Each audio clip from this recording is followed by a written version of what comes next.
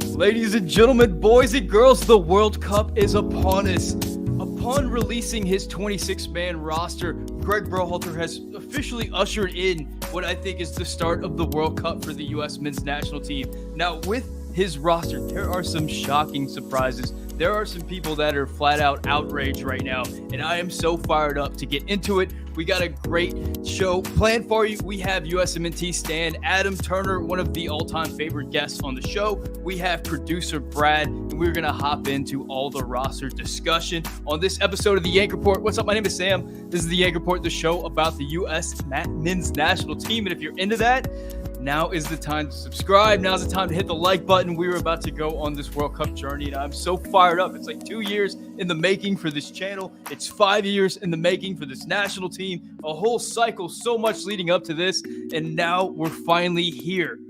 All that and more. Guys, we're going to get into it. We're going to get into the keepers. I'm going to introduce Adam. I'm going to introduce Brad. All that and more after this break from our advertiser. Football is back, and BetOnline remains your number one source for all your football betting needs this season. You'll find the latest odds, matchup info, player news, and game trends. And as your continued source for all wagering info, BetOnline features live betting, free contests, live scores, and giveaways all season long. Always the fastest and easiest way to bet all your favorite sports and events like MLB, MMA, tennis, boxing, and even golf. Head to betonline.ag to join and receive your 100% welcome bonus with your first deposit. Make sure to use promo code BELIEVE to receive your rewards. Bet online, where the game starts. It is time, ladies and gentlemen. I've been looking forward to doing this video probably since starting the channel. I'm so fired up. I would like to bring on our first guest. He is USMNT Stan on Twitter. He is one of the favorite guests on the Yank Report. He is Adam Turner. Adam, give me your initial reactions from this roster, man. You're muted. We got to unmute you. He's unmuted. He's unmuted. All right, cool. Adam, how are you feeling? Vamos Estados Unidos, baby. Hey, bro. Yes, I got the absolutely. Sim 76 gear here for my guy. Like, I'm ready to go. I got my Geo shirt. I got my lineup of shirts ready, man. Like, I'm to be honest, I'm pumped. Like, it's just everybody I know is going to cope with this kind of day in their own way. There's a lot of fan trauma, what I call it, right, from 2017. Like, everybody's going to do their own thing. All good, right? And honestly, I'm just I'm going to sit back and let you process this day however you need to process it. I have chosen to process this day with joy because think back to 5 years ago and how we felt, 4 years ago and how we felt watching the World Cup without the US there, right? No roster announcement day. And I remember the pain, that whole journey from Cuba to the actual World Cup, which as a soccer fan, I enjoyed. As a US fan, it stung, man. It just stung to in my soccer watching life. I don't remember the 80s. I don't remember, I just don't remember pre-94, US in the World Cup had been all of our existences, unless you were a little older than probably 40, 50 now. It's just what you've known. And so we're back. We're in it, man. And we have a roster and we've got good players on that roster. And I'm excited to break down some of the minutia and all that good stuff too, but we're here. I'm right there with you. I mean, there were so many moments. COVID comes along and all of a sudden we don't even get friendlies. I mean, we get no soccer at all for that long period. Throughout World Cup qualifying, there were moments where it was like, are we about to not qualify again? Are we going to lose this thing again? And just to get here on this day where it's like, it's real. It's less than 2 weeks away. We've got the names. I mean, there's some controversial things happening on the roster, but the main guys are healthy. A lot of them are playing well right now. The guys that we're excited about are going to be there. I'm so fired up. Producer Brad, how are you feeling today? I'm so excited, man. And we can hem and haw as much as we want about what we're going to hem and haw. Don't worry. There will be much hemming and hawing. I don't even know if that's a real term or something my mother just used to say. But at the end of the day, we're going to the World Cup, and this is going to propel us forward for this new generation of soccer fans and this new generation of players that are young, exciting, and enthusiastic. And it's something that we can all gather around. And I think it's just really going to, there are some head scratchers, and then there's probably some stuff going on in the background that we're not even privy to. But at the end of the day, let's get excited, man. Let's break this thing down, and then let's get behind these boys 100%. Absolutely. Let's get started where we always start.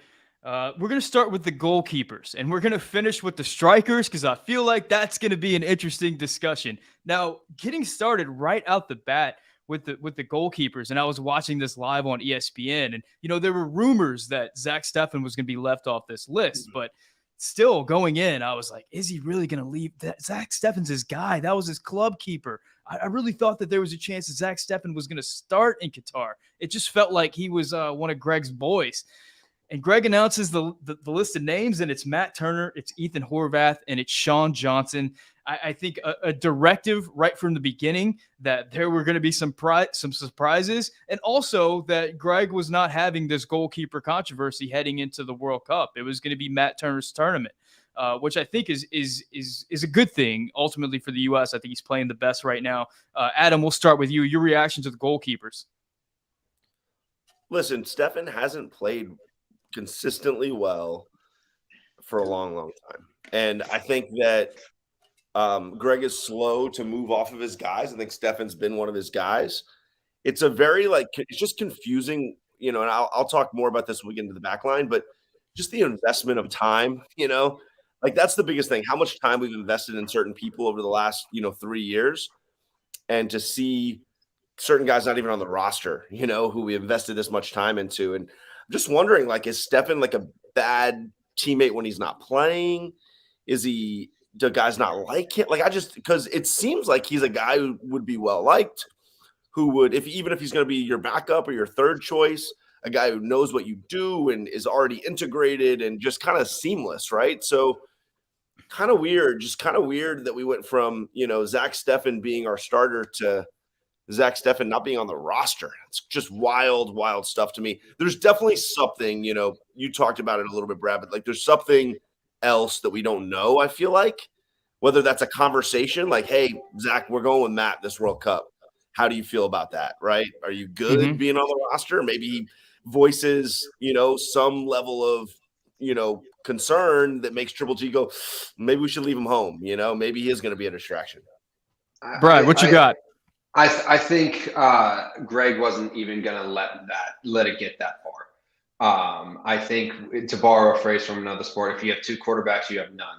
And with this situation, it's with the goalkeepers. I think with Steffen, I think Matt Turner has, taken advantage of the opportunities that he's been given, and hasn't let his foot off the gas. And I think if Greg thinks that there's even a sliver of a doubt for any fractions in that locker room, he's nipping that in the bud with this. Brad has been recommending me every week to listen to the American Fiasco podcast that Roger Bennett put out about the 1998 World Cup. And I finally binged it. I listened to all 10 or 11 episodes. And one of the things that came up about the 1998 World Cup is the coach, Steve Sampson, sat a lot of the old guard. In particular, he sat Marcelo Balboa and Alexi Lawless throughout the tournament. And after the games, whenever the team didn't perform that well, Alexi in particular voiced his opinion to the media. Some of the old guys voiced their opinions. And it seemed to really just destroy the team right there. And you wonder, in that situation, if you're the head coach going in and you know that you're going to be benching some veteran guys, some guys who are big, some of the stars of the team, is it better to leave those guys at home than to bring them with you? And I wonder if that is the case right there. It seems like Greg has really made his opinion felt about who the keeper is going to be, and there's just absolutely going to be no keeper controversy heading in. Yeah, absolutely. And this is such a short buildup that you can't take any risks with that. I think, if we had the opportunity to bring him into camp and he was a good locker room guy, we had a month-long buildup with multiple games, sure, maybe then he gets called in. But I just don't think that I think the argument, and I see the comment up there, I think we're all in agreement that Zach Steffen wasn't number 4 and was just left off. I think it was that he was 1A or 2, 1B or 2, excuse me. And with a longer buildup, maybe he gets called in and gets a chance to prove, he's behind Matt Turner and he's, sharing his thoughts, kind of a bench coach a little bit. But if with having 7 days of training leading up to the first game, you can't take any chances with that. But Adam, I really like Mike Irish's question. Who is the number 2? I'm gonna let you in the keeper section here. What do you think the 1 through 3 is for the keepers heading into Qatar? I mean, I think it's probably Horvath. I mean, he's the one guy who has some level of big game experience. You know, I think he's played pretty well from what I've seen. I haven't watched all of his games, but it seems to have played pretty solidly this year. But honestly, you know, Brad, back to your point, I think that what's scary is, and I've kind of poo-pooed COVID a little bit. Like, there's just not a lot of COVID absences anymore, right? I've been watching NBA this year. Yeah. There's been very few games missed to COVID. I don't even remember one. And same thing with soccer. You just don't see it that often anymore. So I'm not as worried, but it could happen, right? Like Turner could be out for some reason. What I'm interested in, if Stefan is the number 2 talent-wise, right, then are we leaving off, right, our best backup option? I actually don't think that's true. I think Horvath and Stefan are probably neck and neck from what I've seen this year. I don't think there's like a clear differentiation. So I don't even know if I believe in that. But if Triple G does, that is a bold play to leave off the guy you see as your number 2. But I got Horvath, and then Johnson seems to be like the perennial nice guy, glad to be here 3. Yeah. From Greg's press conference, he mentioned that Horvath has come in big moments. He not only mentioned the Nations League final, but he also mentioned the championship playoff game that he had to come in for Notts Forest, and he made a big save or two in that game. So in regards to who was our number 2, Greg was pretty clear that it was going to be Horvath. Yeah, the players on the roster that scare me the most, Zach Steffen is definitely among them. So I'm kind of happy that this happened. I don't have to see it. Let's move on to the center back position where we have more fireworks once again. Just pulling up the roster right there. It doesn't even have the names on it. All right. So we have Walker Zimmerman. We have Tim Ream. We have Aaron Long, and we have Cameron Carter-Vickers. Now, there has been a lot of discussion about the center back position. There has been a lot of discussion about Aaron Long, and there's been a lot of discussion about Tim Ream. We're still heading into the World Cup without really knowing who our top center backs are going to be. There's a couple of things out there to consider. Number 1, Walker Zimmerman and Aaron Long have been in the MLS camp for the last few weeks, preparing for this tournament together with Greg Berhalter there. So there's definitely an argument for that being a thing to build off of. But the other thing is, I think Greg Berhalter in his last few press conferences has really expressed how much he appreciates the players playing in top competition week in and week out, and how that's a big deal for him. And I think specifically Tim Ream comes to mind as a player that's facing this type of competition. I think he name-checked Josh Sargent as playing against this type of competition week in, week out. Guys like we're going to see against Wales, and Tim Ream is in the exact same category. Tim Ream also has that connection with Anthony Robinson, who is his left back at Fulham. So that's a pretty rock-solid connection right there, and that's a tough thing to pass up. So let's start with Brad, your reaction to the center back position, and who do you think is going to be the pair that's going to start for the first game against Wales? I think it's going to be Walker and Ream. In Greg's press conference, someone asked him, Greg was a little flippant in his response, but they asked, what was your reasoning for bringing Tim Ream? And he goes, have you watched Fulham? It was just like, okay, Greg, we get it. But he also was asked about the partnership between Jedi Robinson and Tim Ream, and he called that the sweetener to that whole situation there. That's I think none of us would have had Tim Ream in our camp come before the start of the Premier League season. He hadn't been called in since like the Nations League final, but he's having the season of his life. God bless him. I mean, the dude's working in. I really like Tim Ream from the perspective that he has been in the Premier League and he has been in the Championship on a team that's kind of played jump rope a little bit between promotion and relegation. That he's kind of got to be. He'll be that steady Eddie in that guys can look at and go, they're a bunch of young dudes, and he can be that guy that we're fine, guys, we're fine. Yeah. That's a big thing for me. And mentioning that Nations League final in that huddle, he was kind of going to guys, making sure everybody got their say in there right when they headed into extra time. So I really think Greg looked at that, and granted, there were a bunch of injuries that probably helped Tim Ream's case. Not only the fact that he's having the season of his life, but I really think that leadership and that cool hand Luke kind of thing that he brings to the table really was a factor in Greg's decision. And to your point about settling things down, I mean, one of the things that we saw in that September window, especially the game against Japan early on, whenever things started to go bad, when things started to go bad, the team didn't recover. In fact, they got worse. And having somebody on the field with that experience, I think he's 35 years old, just one of the older players on the squad. I mean, that could be a big help in the World Cup. Adam, your thoughts on the center back position? Who do you think is going to start against Wales? Yeah, I think he's just going to go Zimmerman along, but that's maybe my pessimism.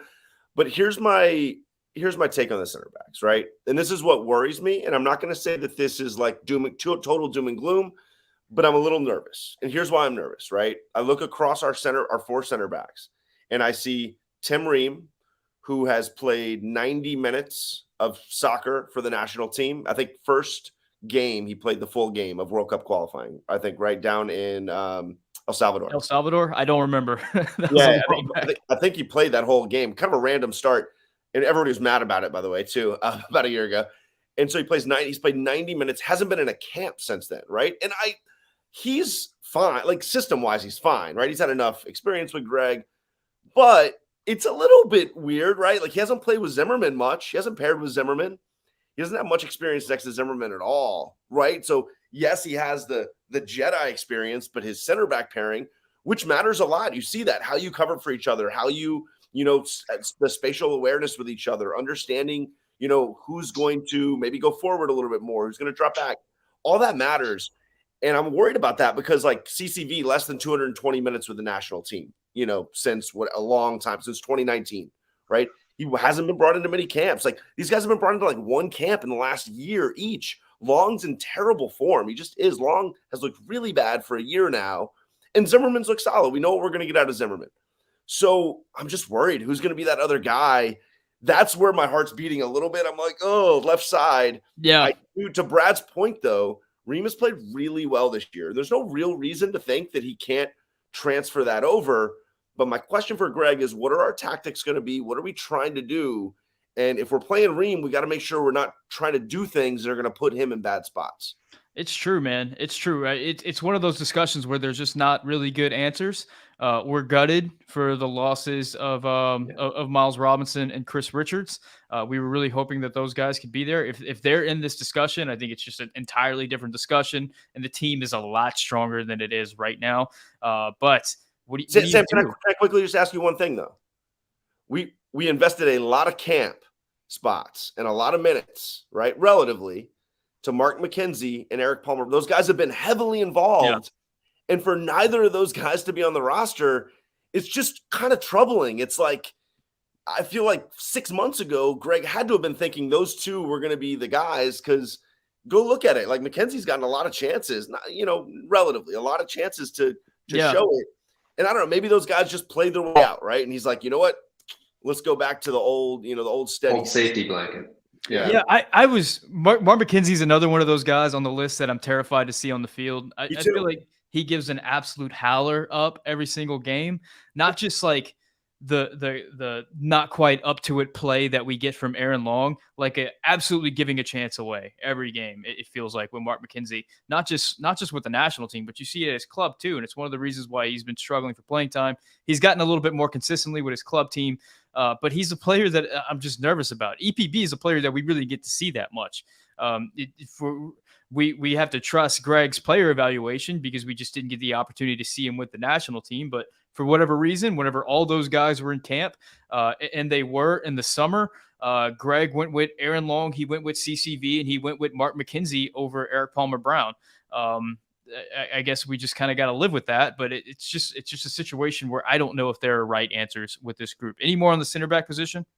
I would say the one thing that Adam brought up about the communication in the back line and that partnership. I think one of the things that's interesting is we have to remember that Triple G was a center back himself. And I think he can kind of get Walker and Ream, if it is going to be Walker and Ream, in a row and say, all right, here's who's going to be barking out orders. Here's who's going to be calling to step and when to drop. And I think one of the things that's interesting is those are two of the three oldest. I think Yedlin is the only other one that's older than Walker. I think it's Ream, Walker, and Yedlin and Sean Johnson are the oldest guys, and they're the most experienced, and they're really calm dudes. They're not guys who are going to lose their head. So if things aren't really going their way and we want to play a little lower back, drop into a lower block, I think that'll bode well for us. We probably won't be playing the most attacking style that I think we could, but I think it'll be a lot less cause for worry, if that makes any sense. I don't know. I think this is a situation that I think Greg, I mean, all of us really thought that Chris Richards would be back right now. I mean, during the summer, whenever he missed that camp, it was like he's going to be back in no time for Crystal Palace. And it just never happened. Even the last camp in September, it was like, who's going to be the backup for Chris Richards? And you know, we just got the rug pulled out from under us. Really tough situation. And at this point, we just got to hope those guys play well. I mean, we've gone to World Cups with bad players that didn't play the worst, you know, didn't lose this game. So we'll have to hope that those guys can hold up, whoever it is. Let's move on to the fullbacks. We get more surprises there. The fullback position will be Serginho Dest, Joe Scally, DeAndre Yedlin, Anthony Robinson, and Shaq Moore. Brad, actually, Adam, this time. We'll start with you. Fullback position, your thoughts? The obvious is Shaq Moore. Like, similarly, right, I'm going to show a little bit of my frustration now just because, you know, I kind of broke it down and was like, all right, let's go dig into this. Like, what's going on here? One camp in 2022. One camp, and he was a late call, I believe, into the March camp. Yeah. I think he got pulled in. He played the Gold Cup. He was a great contributor on the Gold Cup, and we saw him in that last in the Gold Cup a year and a half ago, right? Like it just – I just don't, you know, my confusion is, you know, I liken it to, you know, I'll go on a tangent here. I've been kind of like putting this thread together in my brain for the last week. I liken it to like investing, right?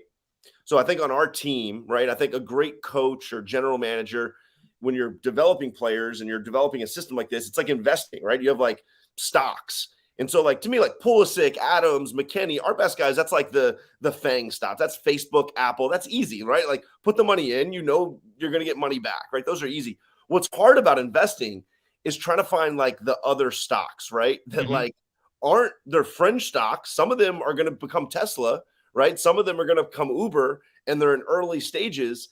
And you've got to identify those, and you've got to, like, in investing, if either of you guys invest, you're going to miss on a lot of investments too, right? Yeah. You're going to miss on maybe as many as you hit, right? But you're going to hit big. And I just don't know, looking back at this is more of a big picture than just the fullbacks here. But, like, did we invest the time that we had into player development, team development, roster development? Did we invest it well? Shaq Moore's a really good example. Like, why is Shaq Moore the decision now, but he wasn't the decision in September to bring in to have as a part of the tune-up, right? Why wasn't he a decision to bring in June? I don't know if he was injured or not, but like, It's just very strange to me that now he's the call when he wasn't. Cannon's been the call for like forever. Yeah. And we've invested all this time into Cannon, and it's a busted stock, man, right? And now we're like, you know, at the craps table playing craps instead of, you know, investing smartly. So that's kind of my take on the Shaq Moore thing. I do think he also just might be the fourth right back, and it might not matter. You know what I'm saying? You could also apply that logic to Scally as well, though. You 100%, right? Like, you're spot on, right? It's like Scally. It's like, you know, shouldn't we have like put our money into that stock last fall, right? And started to like, you know, accrue some freaking interest there and like start to make some money on it. And we didn't start to do it till when? June, right? So I don't listen. Dest and Jetta are great. They're great. I think that if Scally's called on to be the third guy, he's I think I have confidence he'll be good. He looked good last time out for us. I think he'll step up. I think Yedlin can do a job. If we need him to do a job at some point, he could do a job. Those are the 4 dudes. It's a pretty obvious position to me. Like, I think Moore might just be like, one of our last 3 roster spots. And for some reason, Greg likes him. For some reason, he likes him now, and he didn't like him 2 months ago. I don't know. But, like, for some reason, he likes him now. I can't quite figure that one out, though. The Scally thing is weird, man. Looking back on Greg's tenure, it has been weird because throughout World Cup qualifying, remember, those qualifiers, the rosters didn't have a cap. I mean, you could bring as many players as you want. So you have this young kid who's playing really well in the Bundesliga. I mean, there are arguments that you could make, and I think Greg made some of these arguments about didn't want to take him away from the team, allow him to solidify his spot within that roster. You could make some of these discussion points, but at the same time, like you said, it would have been great if we would be in this position and Joe Scally would have had, 2 or 3 qualifiers under his belt. And we would be a little bit more comfortable relying on him in a World Cup situation. That's scary. Now, speaking of relying on someone in a World Cup situation, I mentioned the players that really scared me to death. One of them was Reggie Cannon. Heading into this World Cup. I mean, it felt like every time I saw Reggie Cannon one-on-one defending, he was getting torched. I mean, I can't remember. Was it Saudi? I believe it was the Japan game where Reggie Cannon got just every time they came down that left flank and were one-on-one against Cannon, he was giving up shots. I mean, he does offer that positional thing where he can play the third center back. But if you're getting cooked like that on one-on-one situations, then what is the point of it?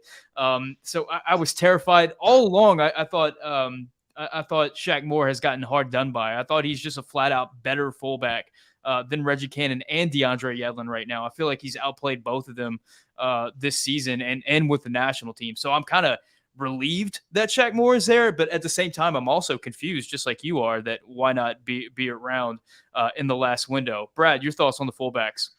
I think for the fullbacks, if we're seeing Shaq Moore, I think we're going to be in trouble because that means there have probably been some injuries.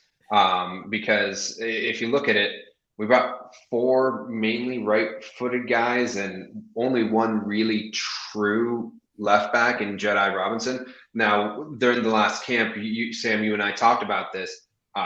Greg answered that question with who is the backup left back, and that's Serginho Dest. Yeah, he made that pretty clear when he had I don't know if he started over there, he started the second half over there, but he made that pretty clear.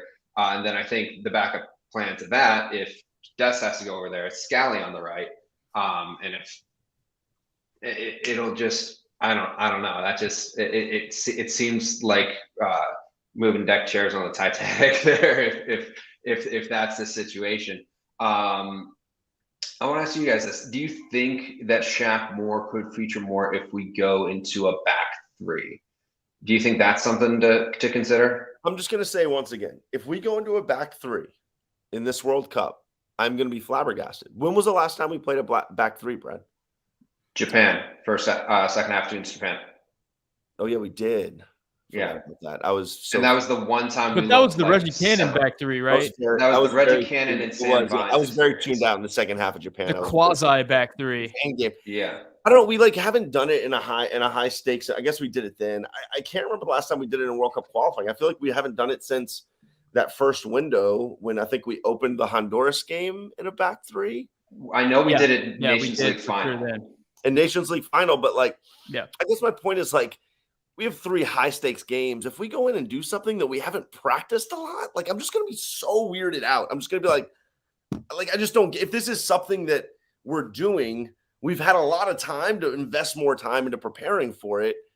So I don't know, but I don't know. I was a keeper. I wasn't a center back. Maybe playing a back 3 is not as hard as I think it is compared to a back 4. I pointed at people and told them where to go, and maybe going there was easier than I think. But it's just the number of fullbacks we brought that's kind of giving me cause for pause there and giving me that thought. Yeah, I would think if we're thinking about playing a back 3, then we bring a 5th center back. The fact that we only brought 4. Kind of weird if we're going to play a back 3. And I'll say this regarding Reggie Cannon and the back 3 situation. I thought in the Saudi Arabia game, Serginho Dest played left back instead of right back. And he played a very interesting left back where he dropped back which allowed Weston McKennie to get forward, allowed Christian Pulisic to get out wide. And he essentially functioned in that system as a three-man back line in much the same way that Reggie Cannon was functioning in that way. And he was super effective in that role. I mean, that I think the first half against Saudi Arabia, just about everything was coming down the left flank with Dest heavily involved. So I really felt like in that situation, seeing that, it's like, what's the point of bringing Reggie Cannon if Serginho Dest can do this on the left flank? And if you have Serginho Dest on the left, then you could put a solid defender like Shaq Moore on the right, and then have Tim Weah out wide. You could do some interesting things with that position if you're in a situation where you have to either take out an attacker or take out a defender for an attacker, or something happens with Anthony Robinson and you have to pivot in that way. So I felt like seeing that tactical wrinkle made Reggie Cannon dispensable. And it was one of those situations where I think a lot of people were so upset about the results of the Saudi Arabia game and the Japan game that they kind of missed this whole thing that happened. I made a video about it and like nobody watched it. I mean, it was one of the less watched videos. And a lot of people were just committed to the idea that we didn't try anything new in that camp. Nothing good could come out of that camp. That it was just all terrible. But I really think that tactical wrinkle right there is the reason why Reggie Cannon became dispensable, and we're in this situation. Yeah, fair enough. Well, listen, fullback, just to be honest with you, I just think Jedi and Dest play as much as possible. Yeah. And we'll knock on wood that they don't get hurt, and that's okay. Pray for those ankles. And that's a good time to mention, like, the overall theme of this roster, the overall theme of this tournament and this team is we have, 15, 13, 14 good players, and everybody else we hope we don't see on the field is just the reality. Our World Cup is going to be determined by our best players, our top players. We got to get the most minutes out of them as possible. So the guys who are behind them, I'm just not as hard pressed about like who are the last three guys on the roster. I'm hoping we don't get to see them. We need our top guys performing well, and luckily a lot of them are doing so right now. Let's move to the midfield. I think the midfield was kind of chalk a little bit as far as like compared to some of the other positions. We get Yunus Musa, we get Tyler Adams, Weston McKennie, Luca Della Torre is a little bit of surprise. Kellen Acosta, Brendan Aronson, and a big surprise, I think, is Christian Roldan over Malik Tillman. I think there was a lot of Malik Tillman chatter over the last couple of weeks, but it ends up being Christian Roldan, who missed the end of the MLS season and the September window due to an injury, but he is back with the squad. Let's start with Brad this time. Your thoughts on the midfield position? I think the obvious one that gave everybody a little head scratch was Christian Roldan, but then again, we're kind of going back to that last three in sort of deal. And do you bring a guy who you kind of like, who hasn't really proven to you, at least at a national team level, in Malik Tillman, or do you go for the vibes? And I think that's what Christian Roldan brings you. He seems to be very well liked in that locker room, and that's nothing to sneeze at. One of the things that I did think was interesting was that Brendan Aronson was listed as a midfielder. I think that's something that could come into play if Weston isn't quite 100% for Wales. I think they could start Brendan Aronson in more of a 10 role. So that's kind of those are my main thoughts. But the one thing that I always come back to is that if it's all healthy, it's going to most likely be MMA in that midfield. And I think we really missed that Yunus Musa presence in that last window, and he really has proven himself to be indispensable. There was a Yunus Musa size hole in that midfield, someone who could work on the half turn and advance the ball really high up the pitch. So Christian Roldan, he's there for vibes. Good vibes all around. Cool. Adam, I saw you had a thread kind of about this vibes situation. What were your thoughts on the midfield position?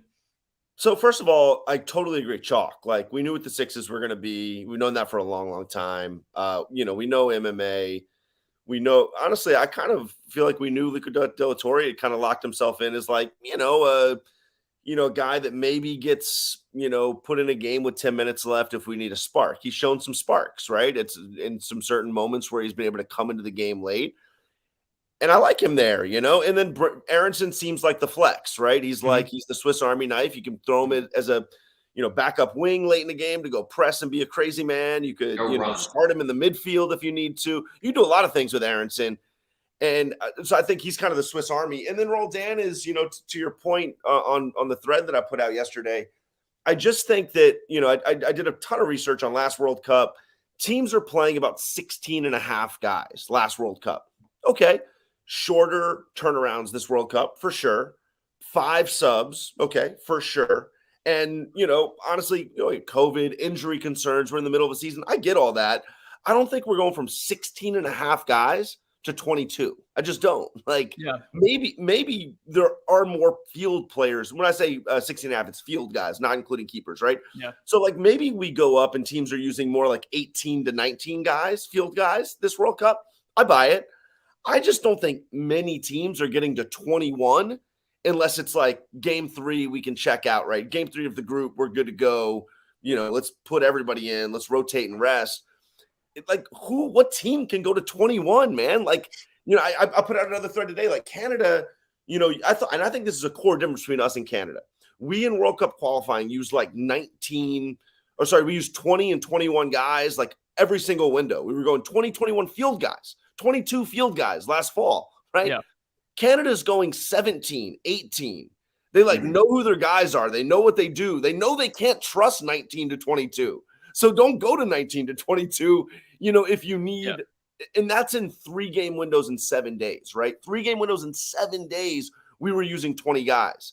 I don't think we're going to be using 22 guys with 3 games in 9 days. So yeah, Roldan, you're looking at the roster, Roldan, Morris, Shaq Moore. Those 3 stick out to me as they are field players 21, 22, 23.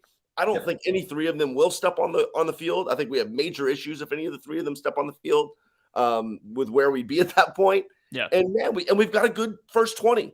And going back to the midfield, we've got a hell of a midfield, right? If Roldan is there for some intangible reason that we don't know, totally fine. Greg can bring him. We've got a great midfield, man. Look across the board. We got a midfield that can compete with anyone, I think. Yeah, I thought one of the really big learning points for Greg Berhalter during the World Cup qualifying cycle was early on, he thought rotation was going to be a really important thing, and our depth was going to be important. And we saw pretty early on that our rotation team, our rotation 11, was getting torched. And I think after the second window, we saw a lot less rotation. I mean, even in the away game against Jamaica, I think was the first time we really saw the best 11 possible start that game. Mind you, it was absent Weston McKennie, who I think, and Miles Robinson, who had card accumulation or something. And we lost that game, but it was a step in a different direction where we stopped seeing Christian Roldan and Paul Ariel and some of these other guys that people didn't like as much. We stopped rotating. And I think we learned that from Canada, who didn't rotate much throughout World Cup qualifying, and it worked really well for them. Another point on the World Cup, you mentioned quicker turnaround, but of course you're in the same city. So usually in the World Cup, you're having to travel a whole lot. So there won't be travel days in this World Cup. So I think the players will be able to recover quicker. So maybe we won't need that rotation as much, despite having quicker turnaround. So that'll be interesting. Now, we are talking a lot about the guys who won't be playing. A few guys who certainly will, who you mentioned Brendan Aronson as a wild card, but Gio Reyna is another wild card on the squad. And he's a player that was really an afterthought throughout World Cup qualifying because he was just absent. He's a player that we always wanted to have. We were excited to see what he could do in this group, and he just wasn't a player that was a part of it. He's back now. And as he's been brought back to Borussia Dortmund, he's been playing the bulk of his minutes in the attacking midfielder positions, either the 10 or one of the wings or something like that for Dortmund. We know that he can potentially play in that attacking midfielder position, like we've seen Brendan Aronson play. Your thoughts on how we're going to deploy Gio and how we're going to deploy Brendan versus the MMA midfield? Brad, let's start with you. I think if you're in a situation where you have to start Gio at one position and then bring Brendan on at the 60-minute mark, I think that's a champagne problem. Because if you have a guy with the quality on the ball and the knowledge and the way he reads the game of Gio Reyna, and then you have to chase Brendan Aronson, who has 3 lungs and is just going after you like crazy and doing it every week in the Premier League, I think that's a good problem to have. I like Gio a little more centrally, but then again, he scored 2 weeks ago from he was I think he was playing left wing and he was a little wider. So get him on the field. The kid's magic. He might be our best player at a couple of different positions. I mean, he is that good. Adam, I have a question for you, and I think Joe Hill sort of stole my thunder here about Timo and Gio. I think after the September window, everybody was screaming, Tim Weah is so important to this squad. We need his verticality. But Tim Weah is a player that's actually coming back from injury. I mean, he has been getting minutes from Lille, but he's had less minutes than Gio's had. Gio's actually had more minutes coming into this World Cup. Are you concerned at all about Tim Weah's injury and his form? And do you start Gio over Tim Weah in that right wing position at this point? Gosh, yes, I am worried about Tim Weah because Did you just get worried as I said that? I got worried again because I sometimes forget that he's coming off injury and he just isn't playing that much, and he's just kind of. But that's kind of what it was like last year, I feel like. And every time he got to the national team space, it didn't matter if he wasn't playing a lot for Lille. It didn't matter where his form was. He just kind of connects the dots with our team. I can't put my finger on it. I think it's the verticality. I think it's the runs. I think he offers something that Gio doesn't. Pulisic doesn't really do it. Even our nines don't really, make runs like that.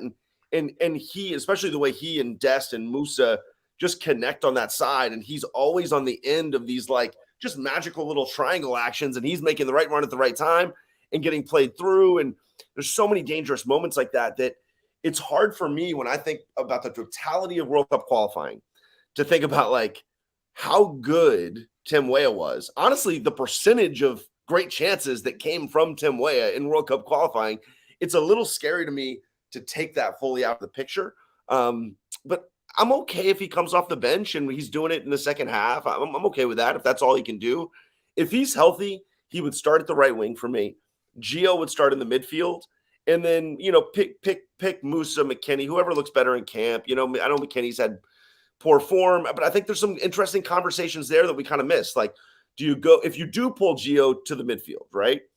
Do you go, let's just say we're not going to go MMA. Maybe it's second game, maybe whatever. Mm-hmm. Let's say we have Gio or Brendan starting and you have to go Musa or McKennie. Who do you start? Do you have an opinion on that one right now, Sam, just because of McKennie's form? What McKennie are we getting right now is the question. Are we getting the McKennie that we got in September? Or are we getting the McKennie that we were hoping, the Dos Acero McKennie? I mean, the Dos Acero McKennie might be our best player if he's in that form. But if he's in the September form, then you start asking questions. I think the one that a lot of people have circled right now is the Iran game. Going into that game, everybody's expecting Iran to really sit back against us, and we're going to have a bulk of the possession. At that point, can you drop a McKennie or a Musa and add a Gio and really have that big attack that we've been hoping for? I mean, I don't know if there's – I mean, have we – I can't recall. Have we ever had Gio, Christian, Weah, Aronson, so. Musa, McKennie, and Adams all available at the same time? I don't think we've ever had. And that's one of the things Greg pointed out in his press conference when he was asked about Paul Arriola being left off. He was like, I love Paul Arriola. He's great around the team, but we've never had all of these guys healthy at the same time. And that's really saying something. I mean, knock on whatever closest wood you have that stays that way. Yeah, so I'm interested to see what Greg does, Musa, McKennie. I think there's a great argument. I made it in my roster prediction, my roster that I put out for what I would do. There's a great argument that McKennie's a big game player. He's been in a lot of big games, going back 4 or 5 years now to Schalke Champions League games. The dude has a lot of big game experience, way more than Musa.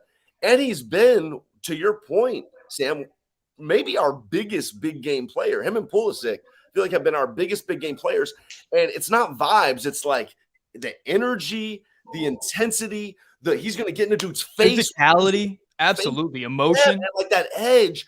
I don't think he had it in those friendlies. I just can't imagine Weston McKennie walking into a World Cup and laying a dud from an energy standpoint, right? He's going to be Wes. He's going to turn the ball. He's a little sloppy. But I can't imagine him not being all over the freaking field, man. I don't care about his club form. So for me, McKennie's a must play. And then I just don't think we're going to play Gio in the midfield. Just being honest, I think we're going to get MMA. I think Gio in the midfield at this point is a pipe dream. We've never seen it. I don't know if Greg believes in it. I think Greg will start Gio on the right wing and bring Way off the bench. That's what I think he'll do. I think I would go opposite though. I think I would bring Gio into the midfield and put Way on the right wing.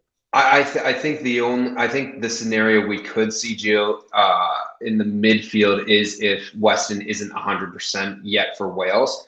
And I think what to go back to something you said earlier between Dest, Musa, and Tim Weah at making those runs, get stretching things so vertically, and then you have a Gio kind of in the middle to make those runs in behind. Weah, I think, likes getting to the byline and serving, and Gio really likes go running at guys and showing his quality. So that's when I could see it. I could see him trying to unlock Wales that way if Weston isn't ready to go. But if Weston's ready to go, I mean, he offers so much in the final third, especially aerially, and I think that's something that's really hard to leave on the bench, especially if Wales is going to sit a little lower, and you're gonna have to try and go aerial to get goals where you can. Then I think you have to have Weston in there. We're not a scoring juggernaut, right, guys? We know that. No. So like set piece danger is going to have to be something that we like maximize, I think, and it's something that I feel like at times we have and at other times we haven't. We've kind of gone back and forth. But McKennie, Brad, is like, I think you were kind of getting at it. He's maybe our most dangerous guy on set pieces. And like, I think that's 100%. To leave him off makes every corner, every free kick from outside the box where you're sending it, makes all those situations, I don't know, half as dangerous, I feel like, and so I think just that makes him a must play in a lot of ways for me. And I think one of our guys who's going to be coming off the bench in this midfield that is going to play a massive role, I at least see him getting one assist off a set piece, is Kellum Costa. I think he is one of the sneaky guys on this roster that's actually going to play a very big role. I don't know. I hope I see Tyler Adams the entire time. I absolutely hope I see Tyler Adams. I think what you might be getting at, right, is like the games where Acosta's been the best are the games where our midfield isn't under a lot of pressure, right? Like when he has time and so maybe it is that Iran game if they really are going to sit back, right? Maybe that is the game that he could have some sort of impact, and he's not going to hurt us because he can really hurt us in games where we're getting pressured, like a game like that Japan game. If he was in the game, like he's looked rough in games like that. Not that other guys have looked that much better, but he's looked pretty rough. But I agree, he could be a guy that comes in and is a set piece guy, but I do hope we see as much Adams as possible.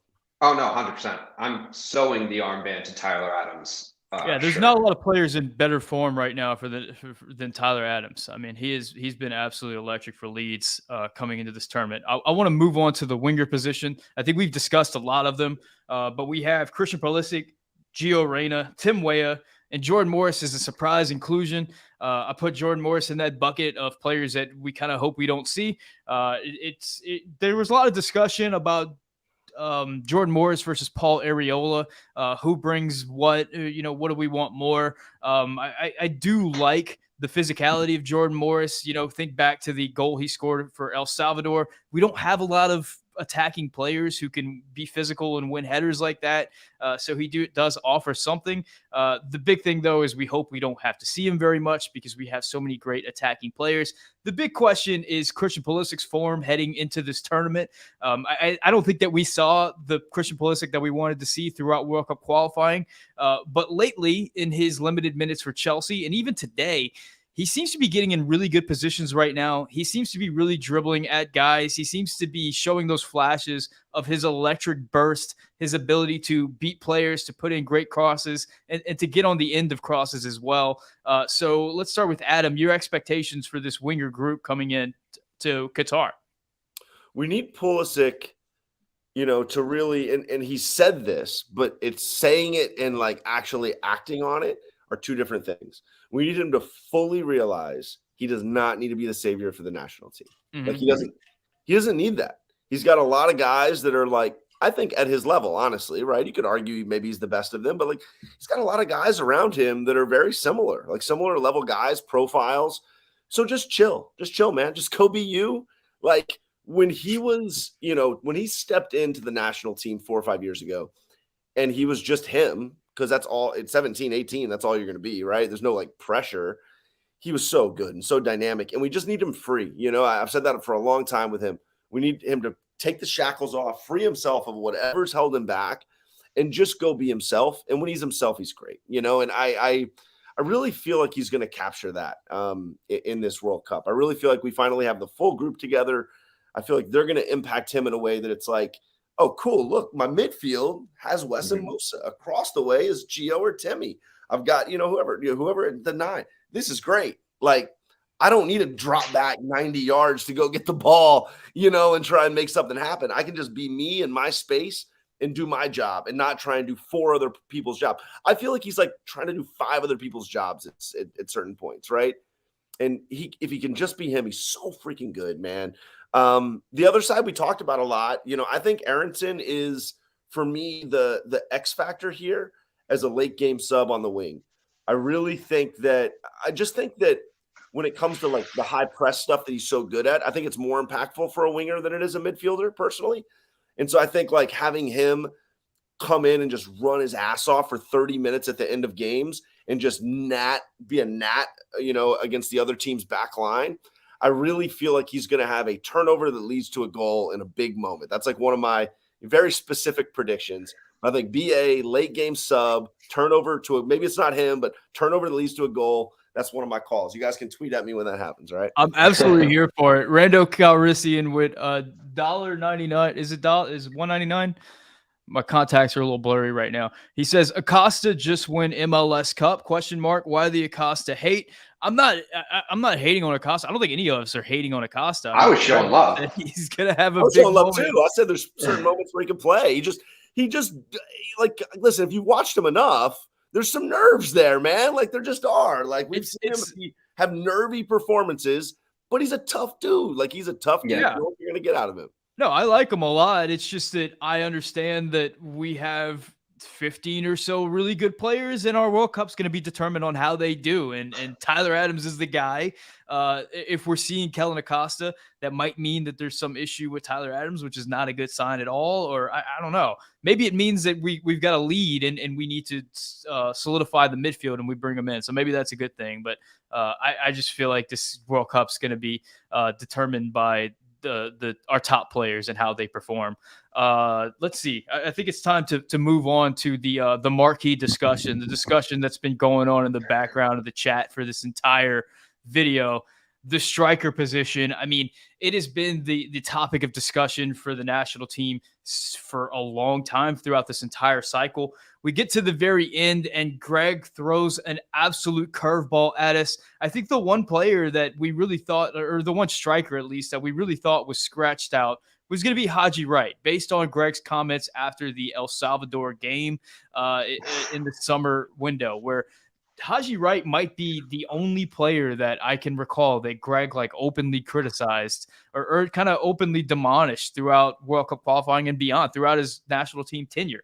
And yet here we are. It's time to pick the roster.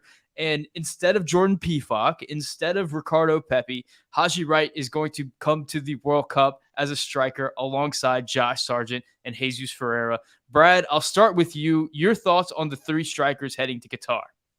Oh boy. I guess I'll start with the big headline of Haji Wright.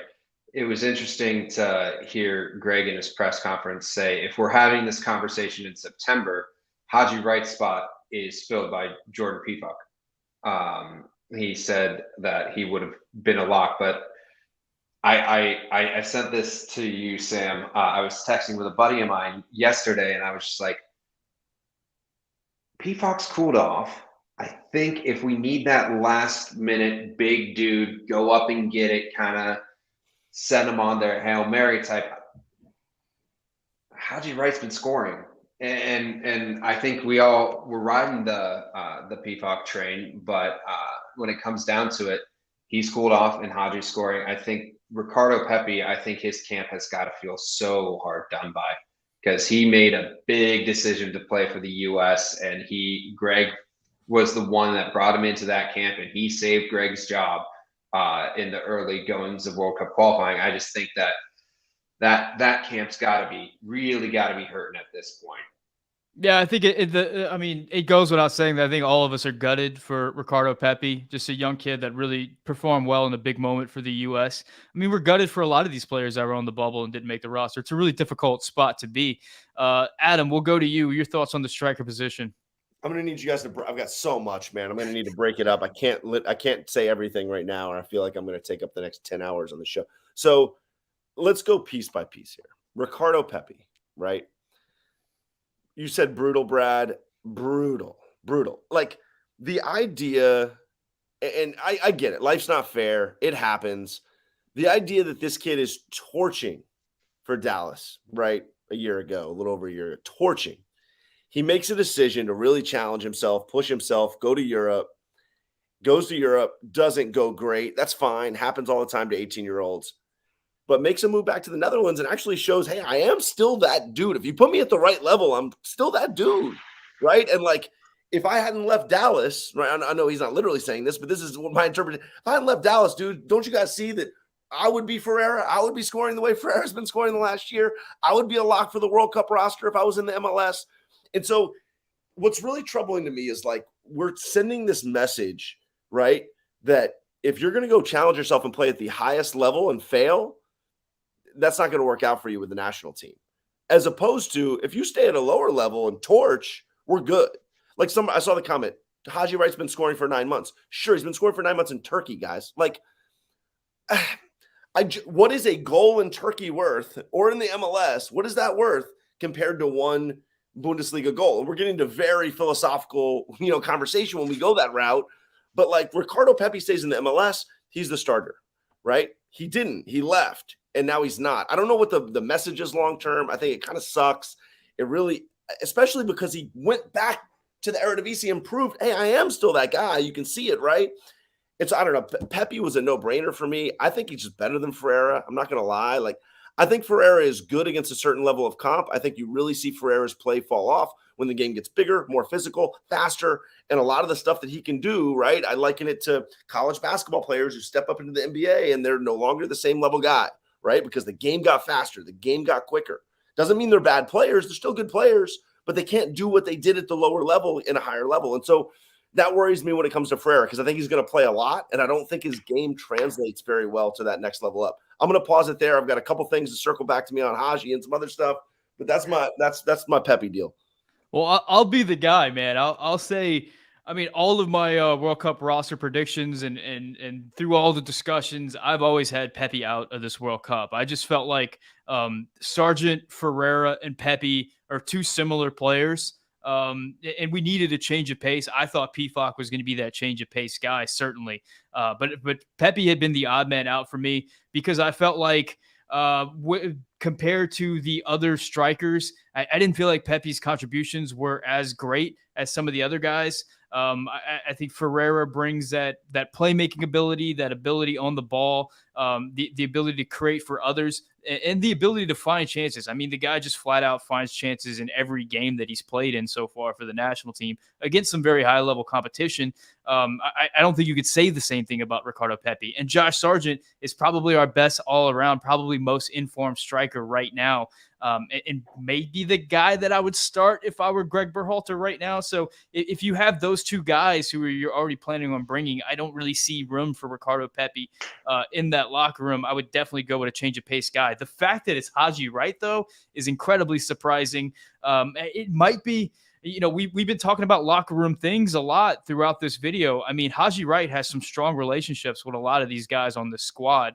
And it might be a situation where, we discussed in the Turner, the Turner position group, the goalkeepers, where are you going into Qatar with an established hierarchy, or are you going to Qatar with a bunch of guys who are like really expecting to play? And how does that work out in the locker room whenever you only got one guy who's going to be able to play and you got three guys that are coming in expecting minutes? Is this a situation where you kind of remove that element and give the top two guys, Sargent and Ferreira, a little bit of breathing room to kind of work it out on the field? I don't know. These are just things that I'm speculating with. Brad, I want to go to you. It seems like you're squinting right now. It seems like you have something you've got to say. No, I just saw this this comment. It's a lot better than Bamford, which that hurts, but it's Yeah. also, it is what it is. One of the things I thought was interesting that Greg said is that Josh Sargent has played against a lot of the guys that he's going to come up against in the England and the Wales game, which makes me think, is Josh Sargent the starter? Okay. I think there is a lot to say for the physicality that's going to come against Wales and against England, because those dudes are going to get bodied. They're not going to back down from any challenges. You're not going to get as much room as you would against other teams. And the Eredivisie is great. It is a great place for young players, especially to come learn, prove themselves. I think it is a great launching pad. But I think Josh Sargent has proven, even when out of position, he can get in the nitty gritty and really do that work. Adam, back to you. Sargent's the starter. In my opinion, Sargent is the starter. I think you guys make great points. I think I think to your point, Sam, he does do what Ferreira does, right? And this is why Ferreira's not on the roster to me, because I only need one guy like that. I don't need two, and I don't need the smaller guy who actually is more of a 10 and a second striker. Like, I just don't think – I think Ferreira's career will not be playing at the 9. I think once he moves to Europe, which I think he will, I don't think he plays the 9. I don't think he's a 9 at that level. I think against Wales and England, he'll look comically small and he won't be very good. I think he'll be very ineffective and will have zero aerial presence. And so I like Sargent because he gives you still a little aerial presence, plus a lot of the strengths of Ferreira, plus some other stuff. I like Pepe because he just gives you there's like a moment ability with Pepe that I don't get from Ferreira. If you want to say Pepe's out, then that's fine with me. I just don't know if Ferreira makes Haji's in over Ferreira for me. I'm just super low on Ferreira. I'm not Velasquez loves Ferreira. I've been down on Ferreira. I've tried to get into Ferreira. I've tried to buy in. I see the beautiful stuff he does. I see it, but I see it against I see it against CONCACAF. I just don't see it happening against bigger, more physical defenders. And the PFOC thing, right? So I think we can just pivot to PFOC real quick.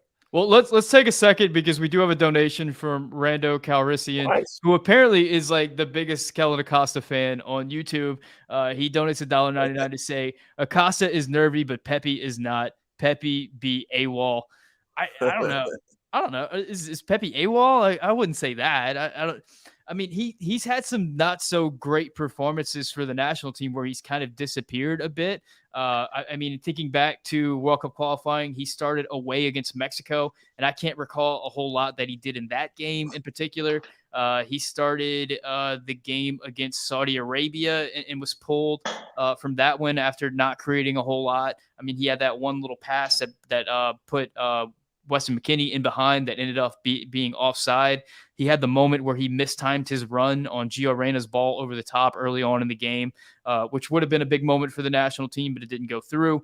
But outside of that, not creating a lot. And that's where I would push back against Adam whenever it comes to Ferreira and the fans of Ferreira, which I happen to be one of them, is the knock on Ferreira is that he's not finishing the chances. It's not that he's not creating the chances. And whenever you look back on the games against Morocco, the games against Uruguay, the games against Japan, I can't recall if he had a moment against Saudi Arabia, but he's getting moments in all these games. He's getting these opportunities. So he's proving that even against this top-level competition, he can put himself in goal-scoring opportunities. It's just a question of whether he can put the ball in the back of the net, which remains to be seen for the national team. But I don't question his ability to get in those positions to score goals. I do understand questioning his ability to hold up and to stand up against more physical defenses. I think we saw that against Japan, where the U.S. with that front line of Reyna, Aronson, and Ferreira, all guys who were looking to drop back and get on the ball. Nobody really looking to make a run in behind, a penetrating run. That did not work at all. So I definitely understand that. But I think if you put him in the right situation, he can be effective. That's sort of my defense of Ferreira. Yeah, I don't have much. I just don't think it's going to work out very well. I hope it does. If he plays, I really hope it. I'll be freaking has a hat trick, man. I'll be jumping for joy. I'll become the biggest Ferreira stan of all time if he scores a goal this World Cup. He just is like crushed me, man. I just don't know. And to be honest, I don't think Pepe's a much better option either. Like Sargent would really dominate the minutes if I was in control of this team. He would dominate the minutes, and I would have a change of pace guy. You guys have mentioned it. And to go to that change of pace guy, I get that PFOC hasn't scored. He's playing in the freaking Bundesliga, guys. Like, do we really think Jordan PFOC wouldn't have scored goals in Turkey for the last month? Like, that's what I just don't. I'm just confused. Like, do we not think that Jordan PFOC would have scored in the MLS if he played? Like, it's tough. It's a tough one for me when your coach goes, well, a month and a half ago, this guy would have been on the team for sure. So, like, are we that overreactionary to the last month and a half? Like, you don't have a gauge of who these guys are. You can't trust more than a month of play. Or does Greg believe in the hot hand theory, which I just don't. I don't believe that a hot striker for their club team in Turkey is going to translate to the World Cup. There's a ton of examples of that not proving true, right? Like, there just is no correlation there. Like, could he score? Maybe, but there's no guarantee because Haji Wright scored some goals in the last month in Turkey that he's coming to this World Cup and scoring. And once again, to go back to my investments, what are we doing? What are we doing? Like, Haji Wright's the guy? Like, we had an entire camp in September, a whole camp that he could have been a part of. If he's going to be the guy a month later, he's got to be in that camp. Like, if you look at who was in that camp and who was not in that camp, especially at center back and striker, it's like, like, what are we doing? Like, I don't know. So I don't know. Like, gosh, I hope we get some goals out of the 9. I feel like we haven't gotten goals out of the 9 in forever. Am I being pessimistic there? Like, have we gotten goals from our 9s? No. No, never. No. Ferreira scored 4 goals in that one game, right? Like, we just don't get, like, Pepe hasn't scored forever. Sargent hasn't scored for the national team forever. Pepe scored against Honduras, and then he scored 2 goals against Jamaica and one a not very good Jamaica side in Austin, right? Where we ran over him. He didn't score after that. Let's see. Ferreira scored against Grenada. He scored against Panama in the 4-1 game against Panama. The home game, yeah, he had a big game, right? I don't know if he had another one. Outside of that, I don't believe Josh Sargent scored. Peacock hasn't scored since Honduras, right? Like, that was his. Peacock scored that goal. I don't Honduras think he scored another one. DK maybe in some front. Like, we don't score. DK scored against Costa Rica in the friendlies after the Nations League final. That was his goal. So I guess my point here is, like, I actually wouldn't think, just looking at that track record, if I'm going with my 9s, I think goals are a bonus from the 9. I just think, like, Greg should be making choices here based on which 9s are actually going to set up other guys the most. To your point, that actually could be Ferreira. I just don't trust the ability for him to hold up and be able to do what he does. He is so good at that stuff. I just don't know how well he's going to be able to do it against big physical dudes. I think Sargent will. I think that's why Sargent's my guy, because it's like, who can make the other guys around them better? Who can be Roberto Firmino? That's what we need, right? We need the Firmino. The guy who isn't going to score very many goals, but everybody around him hopefully gets better chances because he's on the field. And ironically, Brazil will not be taking Roberto Firmino to the World Cup. It's a little over the hill. Like, I'm talking about like 3 years ago, Roberto Firmino. Brad, I'm curious, who do you think's getting the bulk of the minutes in Qatar? I think it'll probably be Sargent. I think Greg's comments were pretty telling today when he talked about Sargent going up against that competition, playing in the Premier League last year and the Championship this year. Now, I don't know how much stock I put into playing in the Premier League last year, where he was playing out of position on a team that was terrible and getting run off the pitch every week. But I do think there is sort of that, I don't know, you're going to be playing against teams that are going to get in there and muscle you. And I trust Josh Sargent to knock back down from that challenge. And if in a game we need to kind of change things up again, he is versatile. He has played out on the wing as well. So if you need to change things in the middle of a game, I think Josh Sargent is a guy who can do that for you if he's called upon it to do so. And what a cool, like, redemption moment would it be for Josh Sargent to come up big for the national team in the World Cup? I mean, a player that was anointed as the next guy. One of the big controversies, I believe, in the 2019 Gold Cup was that Josh Sargent did not get a call up because he was just starting off at Werder Bremen at that time, and that was a big discussion point. And we get Sargent in the summer friendlies, we get him in the Nations League, and he kind of plays himself off the side, off the squad. He has this really rough tenure over at Werder Bremen. He has a really rough year in the Premier League, and then it seems to have found himself at the perfect time in the championship and has played himself back into the squad and is back into the World Cup. I mean, what a story it would be for Josh Sargent to really come alive in the World Cup. I want to go to Evan McMullen, donates $2 to say, Pepe arguably had better goals in qualifying, sad face. He had 3 goals in qualifying. The only other striker who had one, I think, was Ferreira, and I think it was just 1. So, yeah, I'd say 3 goals is better than 1 goal. I mean, I don't like the discussion where it's like, who did they score against? Especially relative to like World Cup qualifying competition. I mean, you can go down that rabbit hole a long way. I mean, we could start looking at like Pulisic had 5 goals to lead the team in World Cup qualifying, and he was one of the higher scorers in CONCACAF with 5 goals. And if you look at that on paper, you say, well, Pulisic must have been a huge offensive help to the national team, but he had 3 goals against Panama.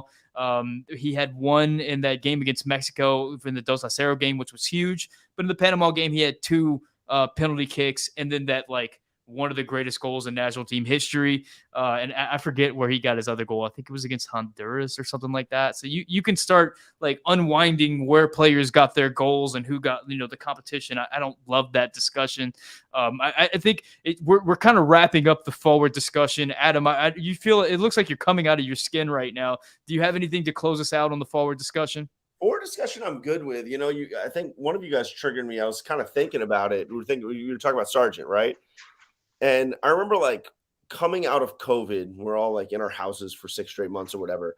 And, we're thinking about the future of this team. Josh Sargent at that point, like you said, he really was like this is going to be the guy, right? Yeah. Next 2 years, it's going to be Josh. Yeah. It also was becoming very apparent that like Pulisic and Reyna were going to be on either side of him at that point. This is kind of pre-Tim Weah's breakout, in my opinion. And then we also had just locked up Musa. And I think we saw him play the MMA for the first time in like Northern Ireland. I think it was Northern Ireland friendly maybe. And we were like, whoa. And everybody was talking about like MMA next 10 years. And there was this idea of like MMA, Sargent, Pooley, Gio, and now you could throw Weah in and Aronson in as backups. And we haven't seen that yet. We talked earlier, like we haven't seen this full strength. We actually get to, now knock on wood that nothing happens for the next 10 days, but like, we actually get to see this, guys. That is fun, man. And like, I think we could see the best Sargent we've ever seen because of that. Because Sargent, I think, is better when you put better guys around him, right? Because I don't think he is an individual brilliance guy. I think he's a glue guy, right? He's the guy that gels it and brings it together. And it's going to be so fun, man. I'm so excited. Like, at the end of the day, I don't care what iteration of Gio and Musa and McKennie. Like, we get to see good players in the midfield, good players up front, and that is going to be awesome. I can't wait. Yeah, not only that, but man, Anthony Robinson at that time during those friendlies was not the Anthony Robinson that he is right now. I mean, he was struggling. He had not put together good performances for the national team. All of a sudden, he's become one of the top players on the squad. I mean, he was one of the most reliable, most played players throughout World Cup qualifying. I mean, he's arguably our greatest left back ever at this point. Serginho Dest is coming to his own at the right back position. Matt Turner was not even a discussion at that point, and has come through and is now the backup keeper for Arsenal. I mean, that's absolutely crazy. So yeah, while we do have some issues at some positions, and there are glaring issues for sure.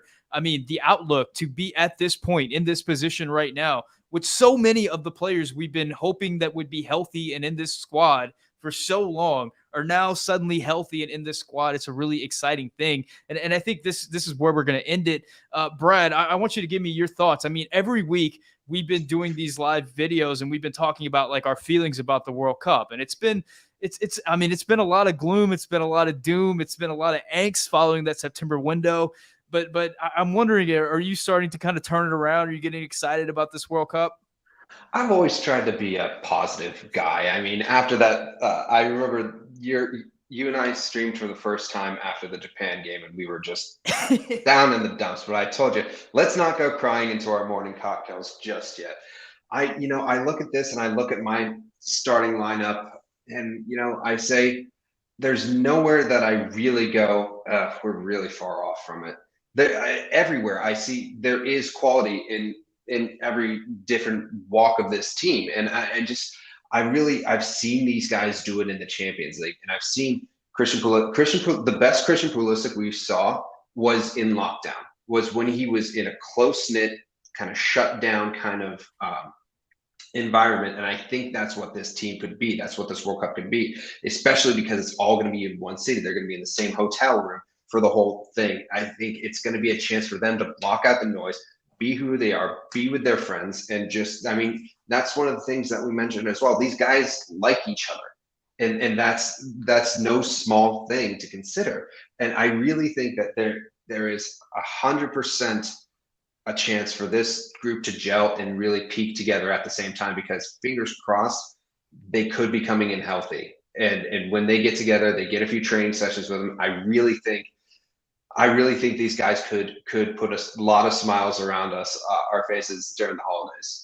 I love that you mentioned the camaraderie on the squad, man. I love that you mentioned how much these guys like each other, because I do think that that's an important thing. And I think, of all the reasons to criticize Greg Berhalter, I think he has built a culture within this group where guys want to play for this team and they're happy to be in the camp and they do like each other.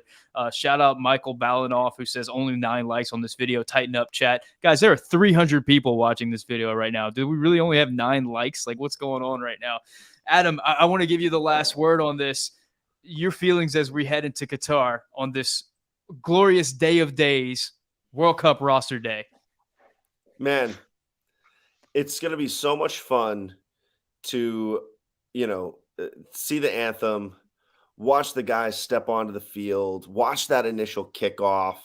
And just at the end of the day, I try and as much, negativity as there is, and as much stuff as I'm sure we all have some issues, I try and just remember, be grateful, right? And some of the fans out there may just be too young. Like, they might not have actually, if you're 18, you might not have really gone through Cuba in the way that a lot of us went through Cuba. Like, I'm trying to just live very grateful for this conversation, grateful to be talking about a roster that we have some issues with, right? Like, grateful to have some games to watch where it's our team and we get to wear our shirts and our since 76 gear and yell at our TVs, and not have to watch other countries do it. So just be grateful, guys, and enjoy it. Enjoy it. There's gonna be ups and downs. That's the beauty of sports. It's not all ups. And I hope it's not, knock on wood, I hope it's not all downs. I think there's gonna be ups and downs. And if you went through 2010, it wasn't perfect if you watched that World Cup, right? But it was damn cool at the end of it. In 2014, same thing. Not perfect, but we came out of the group of death and we didn't do it cleanly, right? And there is no such thing as super clean. It's not going to be clean in the World Cup. It's going to be ugly and dirty and grimy. And, but at the end of the day, enjoy it. Whether we come out, we don't come out, enjoy it. And gosh, if you yell negativity, yell it with passion. If you yell positively, yell it with passion. Just be passionate and have fun with this World Cup, guys. It's going to be a blast. Yeah, I think it may go without saying, but let me be the first to tell you the U.S. men's national team is probably not going to win this World Cup. The best, we're hoping that we can get out of the group. And once we get out of the group, we're hoping that this team can do some magical things.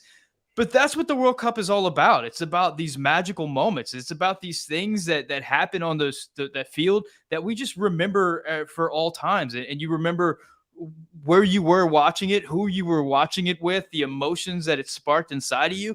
And for a lot of the players that are on the team right now, they are on this team because of emotions that they felt watching the U.S. men's national team do things in the World Cup against superior competition whenever we didn't have all these players at all these incredible clubs from around the world. So that's what we're doing this for, man. It's to just have these little moments where we just see things that just take us away to a different place and just make us so excited to be fans of this team, to be fans of this game. and just to continue following. I mean, that's what really ignites the passion. Spicy Pineapple says, with a $4.99 donation, at the end of the day, we are here. Time to stop the debate, argument, and just go out and support our boys in the red, white, and blue. Amen. I mean, I don't mind the debates and the arguments and all that stuff. That's fine and good. But I do think once we get closer, once that kickoff starts, I think everybody will be passionate and fired up and cheering these boys on. I'm absolutely sure of that. So, guys, thank you so much for watching. Adam, thank you so much for coming on, man. You are awesome as always. Producer Brad, appreciate your takes as well. I am so excited for the World Cup, man. I think this is the first day where it really hit me. I woke up feeling like it was game day. Guys, if you enjoyed the video, make sure you hit the subscribe button, hit the like button. We do these live videos every week. It's usually Wednesdays at 7 p.m., so make sure you're coming back and checking us out. We'll be riding with you all the way up to the World Cup, all the way through the World Cup, after the World Cup. We're here, and we're going to continue to be here, so we appreciate you for being with us. Thank you so much for watching. My name is Sam, and this is the Yank Report brought to you by Bet Online.